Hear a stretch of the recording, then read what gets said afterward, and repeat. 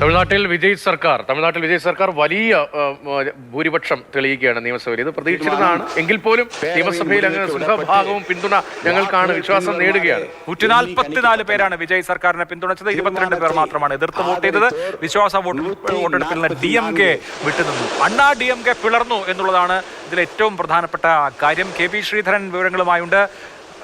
ശ്രീധരൻ, വേലുച്ചാമി വിഭാഗം വളരെ പ്രധാനപ്പെട്ട ഒരു നിലപാടെടുത്ത് മാറുന്നു. എടപ്പാടി പളനിസ്വാമിയുടെ വിഭാഗം നേർത്ത് ചെറിയ പാർട്ടിയായി മാറുന്നു. അണ്ണാ DMKയുടെ ഒരു ഡിസിൻറ്റഗ്രേഷനിലേക്ക് നയിക്കാൻ കഴിയുന്ന വിധത്തിൽ ഒരു വലിയ പ്രതിസന്ധിയെ ആ പാർട്ടി അഭിമുഖീകരിക്കുകയാണ്. അതേസമയം അനായാസം വിജയ് വിശ്വാസ വോട്ട് നേടുകയും ചെയ്തു. എന്തൊക്കെയാണ് വിവരങ്ങൾ?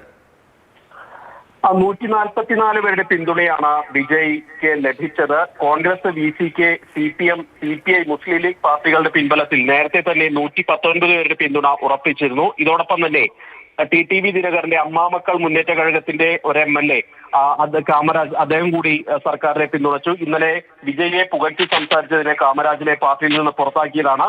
ഏതായാലും ഈ വിശ്വാസ വോട്ടെടുപ്പിന്റെ ഒരു ബാക്കി എന്നുള്ളത് ഈ അണ്ണാ DMKയിലെ പിളർപ്പ് തന്നെയാണ്. 24 MLA-മാരാണ് EPS വിഭാഗം നൽകിയ വിപ്പ് ലംഘിച്ചുകൊണ്ട് കൂറുമാറി വോട്ട് ചെയ്തത്.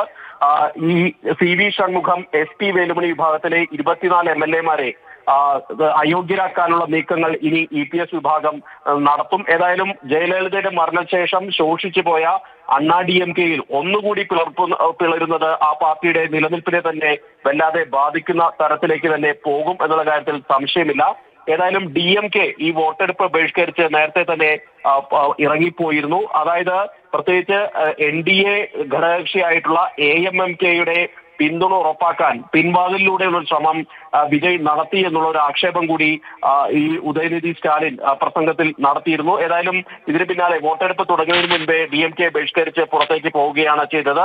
പാട്ടാളി മക്കൾ കക്ഷി, BJP എന്നിവരുടെ MLA-മാർ ഉൾപ്പെടെ 5 പേർ വോട്ടെടുപ്പിൽ പങ്കെടുത്തില്ല. അവർ അഭിപ്രായം രേഖപ്പെടുത്തിയില്ല. ഏതായാലും ഇതിന്റെ ഒരു ബാക്കി എന്നുള്ളത് അണ്ണാ DMKയിലെ പൊട്ടിത്തെറിയാനുള്ള കാര്യത്തിൽ യാതൊരു സംശയവുമില്ല. അതിനിടെയാണ് ഈ വിജയിയുടെ ഓഫീസിൽ ജ്യോതിഷിയെ നിയമിച്ചതിനെതിരെ വലിയ വിമർശനം ഇപ്പോൾ ഉയരുന്നത്. സഭയിൽ DMDK അധ്യക്ഷ പ്രേമലത വിജയകാന്ത് ഇതിനെതിരെ രംഗത്ത് വന്നിരുന്നു. അതായത് എന്ത് സന്ദേശമാണ് നാട്ടിലെ യുവാക്കൾക്ക് ഇതിലൂടെ നൽകുന്നത് എന്നുള്ള ഒരു കാര്യമാണ് DMDK സഭയിൽ ഉന്നയിച്ചത്. ഇതിനെതിരെ ഒരു ഹർജി കൂടി ഇപ്പോൾ ശ്രീധരൻ, അപ്പോൾ കാര്യങ്ങൾ കോടതി കയറിയാണ്. ജ്യോതിഷിയെ നിയമിച്ചത് കോടതിയിലേക്ക് കൂടി നീങ്ങുകയാണല്ലോ. അപ്പോൾ വലിയ പ്രധാനപ്പെട്ട സർക്കാർ അധികാരമേൽക്കുമ്പോൾ ആദ്യം തന്നെ അഭിമുഖീകരിക്കുന്ന വലിയ പ്രശ്നമായി വളരുന്നുണ്ടോ? തീർച്ചയായിട്ടും. അതായത് തമിഴ്നാട്ടിൽ ഇപ്പോൾ പ്രധാന വിവാദമായി, അതായത് വിജയ് സർക്കാർ നേരിടുന്ന ആദ്യ വിവാദമായി ഈ ജ്യോതിഷിയുടെ നിയമനം വന്നിട്ടുണ്ട്. അതിനെതിരെ ഇപ്പോൾ നേരത്തെ DMDK വലിയ വിമർശനം ഉന്നയിച്ചു. DMKയുടെ ഭാഗത്തുനിന്ന് CPIയുടെ ഭാഗത്തുനിന്നൊക്കെ കഴിഞ്ഞ ദിവസങ്ങളിൽ ഇന്നലെ വിമർശനം വന്നു ഈ ഉത്തരവ് ഇറങ്ങിയതിന് പിന്നാലെ.